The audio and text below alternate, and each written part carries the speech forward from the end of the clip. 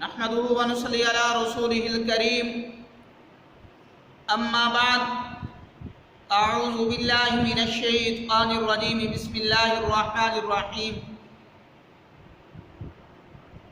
ما يلفظ من قول إلا لديه رقيب عتيد وقال الله تبارك وتعالى في مقام آخر وكل صغير وكبير مستتر صدق اللہ العلی العظیم۔ آج ہماری گفتگو کا موضوع انسان اپنی زبان کی حفاظت کیسے کرے۔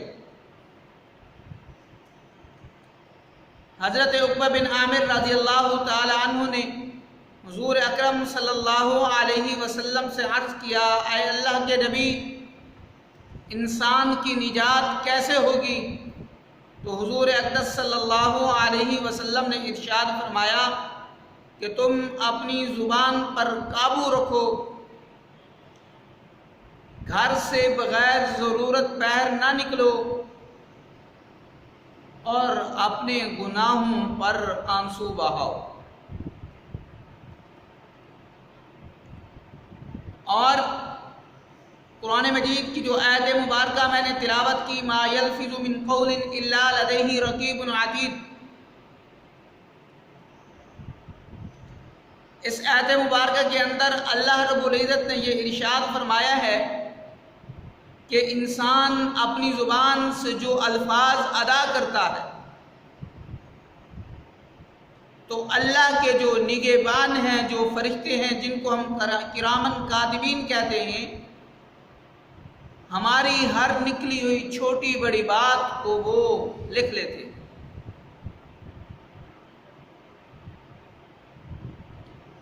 وَكُلُّ صَغِيرٍ وَكَبِيرٍ مُسْتَتِرٍ، کہ ہر چھوٹی بڑی بات انسان کی وہ لکھی ہوئی ہے۔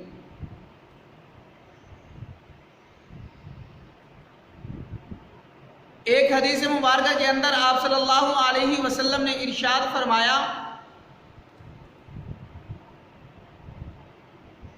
کہ ابن آدم جب صبح کرتا ہے تو جسم کے پورے اعضاء زبان سے مخاطب ہو کر کہتے ہیں کہ اے زبان، سیدھے راستے پر چلنا، اگر تم سیدھے راستے پر چلو گی تو باقی تمام اعضاء بھی سیدھے راستے پر چلیں گے، اگر تم سیدھے راستے سے بھٹک جاؤ گی، غلط راستے پر چلو گی، تو پھر ہم بھی تمہارے پیچھے بھٹک جائیں گے۔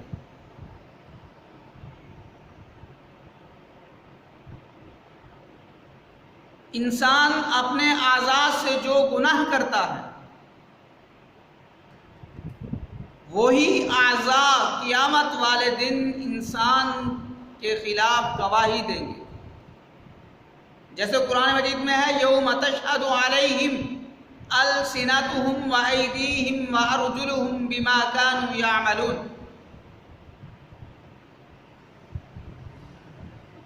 انسان کی زبان بھی گواہی دے گی، زبان بھی بولے گی کہ مجھ سے کیا کیا گناہ صادر ہوئے ہیں، ہاتھ بھی بولیں گے، پاؤں بھی بولیں گے، اور انسان جس زمین پر کھڑے ہو کر گناہ کرے گا وہ زمین کا ٹکڑا بھی انسان کے خلاف گواہی دے گا۔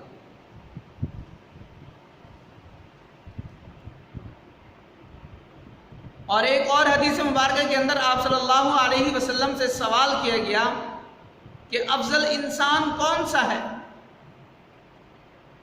تو آپ صلی اللہ علیہ وسلم نے ارشاد فرمایا، المسلم من سلم المسلمون من لسانہ و یدہ، کہ افضل انسان وہ ہے جس کی زبان اور ہاتھوں سے دوسرے مسلمان محفوظ رہیں۔